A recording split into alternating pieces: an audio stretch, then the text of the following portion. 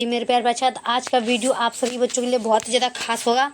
और आज की इस वीडियो में हम बात करने वाले हैं फिजिक्स मॉडल सेट 4 का। फिजिक्स मॉडल सेट 4 का बात करने वाले हैं जो 2025 का सेशन में आ रहा है। और इस वीडियो में हम आप लोग को टोटल प्रश्न 30 बताने वाले हैं जो बहुत ही ज़्यादा वीवीआई और महत्वपूर्ण प्रश्न है।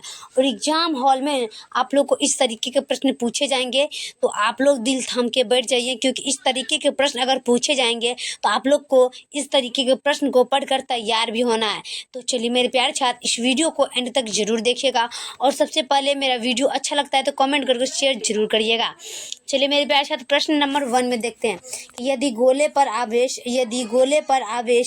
10 यूसी हो तो उसकी सतह पर विद्युतीय फ्लक्स क्या होगा। याद रखेंगे कि यदि गोले पर आवेश 10 यूसी हो तो उसकी सतह पर विद्युतीय फ्लक्स क्या होगा।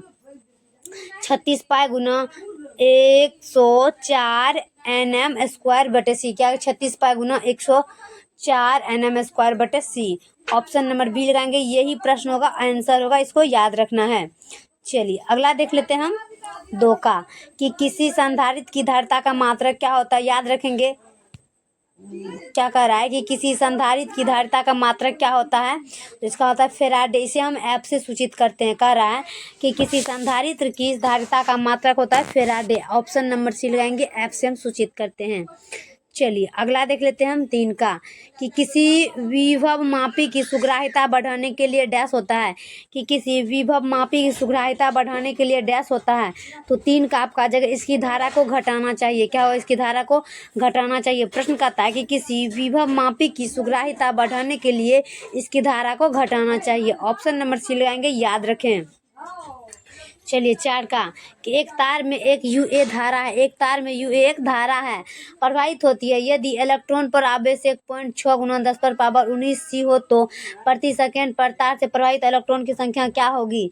प्रश्न कहता है कि एक तार में एक यूए है, धारा प्रवाहित होती है। यदि इलेक्ट्रॉन पर आवेश 1.6 × 10⁻19 सी हो तो प्रति सेकंड पर तार से प्रवाहित इलेक्ट्रॉन की संख्या कितनी होगी। तो 4 का हो जाएगा 0.625 × 10⁻13। क्या होगा, 0.625 × 10⁻13। Option number A. चलिए अगला देखेंगे हम। अगला आपका आता है 5 का कि यदि चित्र में दिए गए, चित्र हम नहीं बनाए, आप लोग चित्र बना लेना। यदि चित्र में दिए गए परिपथ का समतुल्य प्रतिरोध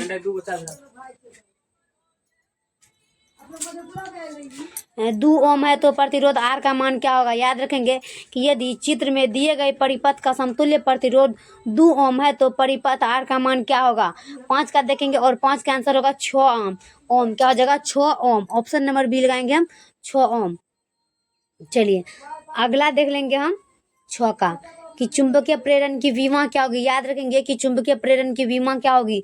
6 का आ जाएगा आपका MlOT2a-1। क्या होगा, MlOT2a-1। Option number A. चलिए अगला देख लेंगे हम 7 का कि आर त्रिज्या के वृत्तीय परिपथ पर इलेक्ट्रॉन आवेश ई समरूप चाल भी से घूम रही है, इसकी चुंबकीय आघूर्ण क्या होगा। प्रश्न कहता है कि आर त्रिज्या के वृत्तीय पथ पर इलेक्ट्रॉन आवेश ई समरूप चाल भी से घूम रही है, इसकी चुंबकीय आघूर्ण क्या होगा। 7 का आंसर होगा 1/2 EVR। 1/2 EVR। Option number B लगाएंगे, 1/2 EVR। Option number B. चलिए अगला देख लेते हैं हम 8 का कि लौह परमाणु क्या है। याद रखेंगे कि लौह परमाणु क्या है, तो आपका आंसर आ जाएगा कि लौह चुंबकीय। लौह परमाणु क्या है, तो लौह चुंबकीय। ऑप्शन नंबर सी लगाएंगे हम, लौह चुंबकीय। चलिए अगला देख लेंगे हम 9 का कि लेंज का नियम संबंधित होता है। याद रखें कि लेंज का नियम संबंधित होता है ऊर्जा से। याद रखें कि लेंज का नियम किससे संबंधित होता है, ऊर्जा से। Option number C. चलिए अगला देखेंगे हम 10 का कि चुंबकीय फ्लक्स कैसा है मात्रक क्या होता है। क्या कह रहा है कि चुंबकीय फ्लक्स कैसा है मात्रक, तो चुंबकीय फ्लक्स कैसा है मात्रक हो जाएगा वेबर। क्या होगा, वेबर। याद रखें सभी छात्र, क्या हो जाएगा, वेबर। Option number B. चलिए अगला देखेंगे हम 11 का कि यदि किसी परिपथ में पर्यावर्ती धारा विद्युत वाहक बल का शिखर मान यो हो तो वर्ग मध्य मूल मान क्या होगा। कह रहा है कि यदि किसी परिपथ के पर्यावर्ती विद्युत वाहक बल का शिखर मान यो हो तो वर्ग मध्य मूल मान क्या होगा। इसका आपके सामने आ जाएगा ऑप्शन नंबर डी में EO2/2। EO2/2। Option number D. चलिए अगला देखेंगे हम 12 का कि नामांकित में किसे महत्तम वेगन क्षमता है। नामांकित में किसे महत्तम वेगन क्षमता है, याद रखेंगे। और 12 का आपका आंसर आ जाएगा कैथोड किरणें। क्या होगा? कैथोड किरणें। प्रश्न कहता है कि नामांकित में किसे महत्तम वेगन क्षमता है, तो कैथोड किरणें, ऑप्शन नंबर बी। चलिए अगला देख लेंगे हम 13 का खगोलीय क्या कह रहा है, खगोलीय दूरदर्शक में अंतिम प्रतिबिंब होता है। याद रखेंगे कि खगोलीय दूरदर्शक में अंतिम प्रतिबिंब होता है। 13 का देखेंगे और 13 का आंसर लगा देना है काल्पनिक और उल्टा। कह रहा है कि खगोलीय दूरदर्शक में अंतिम प्रतिबिंब होता है काल्पनिक और उल्टा, ऑप्शन नंबर सी।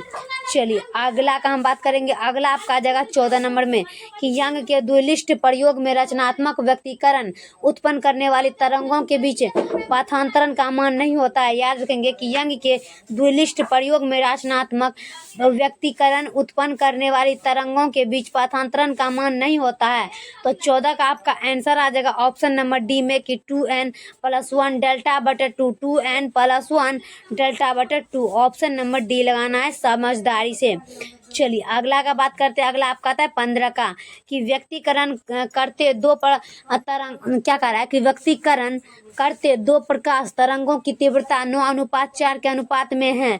अधिकतम की न्यूनतम तीव्रता का अनुपात होता है। प्रश्न कहता है कि व्यक्तीकरण करते लेकिन दो प्रकाश तरंगों की तीव्रता 9:4 के अनुपात में है। अधिकतम और न्यूनतम तीव्रताओं का अनुपात क्या होगा? 15 का हो जाएगा 25:1। क्या होगा? 25:1, ऑप्शन नंबर ए लगाएंगे 25:1। चलिए अगला देखेंगे हम 16 का उत्सर्जित फोटो इलेक्ट्रॉन की ऊर्जा निर्भर करती है। उत्सर्जित फोटो इलेक्ट्रॉन की ऊर्जा निर्भर करती है। 16 का देखेंगे और 16 का आंसर होगा प्रकाश के तरंग दैर्ध्य पर। क्या होगा? प्रकाश के तरंग दैर्ध्य पर। प्रश्न कहता है उत्सर्जित फोटो इलेक्ट्रॉन की ऊर्जा निर्भर करती है प्रकाश के तरंग दैर्ध्य पर, ऑप्शन नंबर बी। चलिए अगला देख लेते हैं हम 17 का कि हाइड्रोजन परमाणु के भूतल ऊर्जा स्तर में इलेक्ट्रॉन का कोणीय संवेग है। याद रखें कि हाइड्रोजन परमाणु के भूतल ऊर्जा स्तर में इलेक्ट्रॉन का कोणीय संवेग है। 17 का आंसर लगाएंगे ऑप्शन नंबर बी h/2 पाए। क्या होगा? h/2 पाए, ऑप्शन नंबर बी लगाएंगे कोणीय संवेग h/2 पाए, ऑप्शन नंबर बी। चलिए 18 का देखेंगे कि अल्फा कण क्या होता है। अल्फा कण, याद रखें कि अल्फा कण क्या होता है, तो हीलियम का नाभिक। हीलियम का नाभिक जो होता है वो अल्फा का कण होता है। इसको हम ऑप्शन नंबर सी लगाते हैं, हीलियम का नाभिक। चलिए अगला देख लेंगे हम 19 का कि परमाणु के नाभिक में आवश्यक रहेगा। याद रखेंगे कि परमाणु के नाभिक में क्या रहता है, तो परमाणु के नाभिक में प्रोटॉन रहता है। क्या?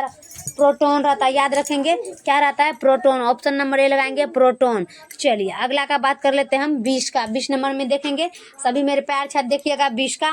20 में आता है कि E बराबर mc² समीकरण क्या कहलाता है। E बराबर mc² समीकरण क्या कहलाता है, याद रखे सभी मेरे प्यार छात्र। तो लगाएंगे फटाफट से और 20 का आपका क्या कहते हैं आंसर आ जाएगा आइंस्टीन का द्रव्यमान ऊर्जा समीकरण। आइंस्टीन का द्रव्यमान ऊर्जा और समीकरण क्या कह रहा है कि E बराबर mc² समीकरण कहलाता है आइंस्टीन का द्रव्यमान और ऊर्जा समीकरण, ऑप्शन नंबर बी।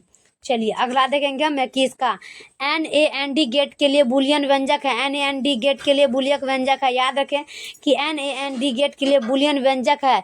21 का लगाएंगे AB बराबर हुआ AB A into be requiring बराबर हुआ A इंटू बी रिक्वायरिंग बराबर हुआ, ऑप्शन नंबर ए। चलिए अगला देखेंगे हम 22 का मूल गेट क्या है। याद रखें 22 का देखेंगे मेरे प्यार साथ मूल गेट हो जाएगा एंड और नोट। क्या होगा? एंड और नोट।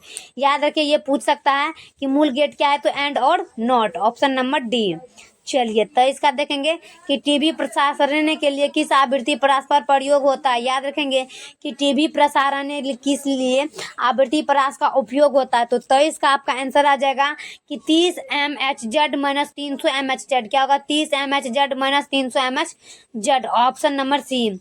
चलिए अगला देखते हैं। अगला आपका आता है 24 का कि रेडियो एवं टेलीविजन प्रसारणों सूचना संकेत रूप होता है। याद रखेंगे कि रेडियो एवं टेलीविजन प्रसारणों में सूचना संकेत रूप से होता है। तो 24 का आपका आंसर आ जाएगा एनालॉग सिग्नल। क्या होगा? Analogue signal.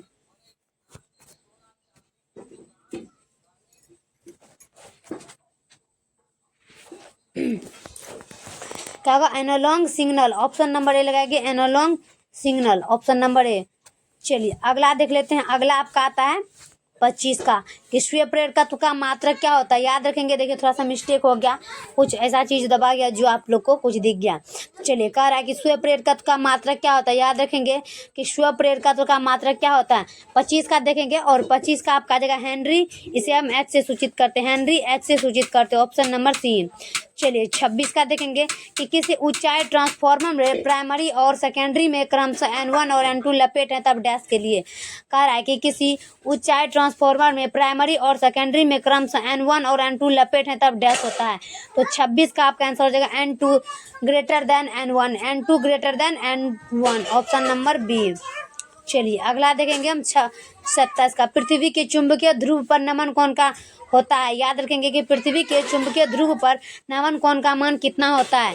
27 का आपका आंसर आ जाएगा ऑप्शन नंबर बी 90 डिग्री। क्या होगा, 90 डिग्री, ऑप्शन नंबर बी।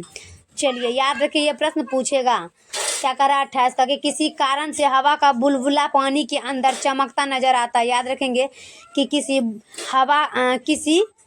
किसी कारण से हवा का बुलबुला पानी के अंदर चमकता नजर आता है। 28 का देखेंगे पूर्ण आंतरिक परावर्तन, पूर्ण आंतरिक परावर्तन, ऑप्शन नंबर सी लगाएंगे, पूर्ण आंतरिक परावर्तन।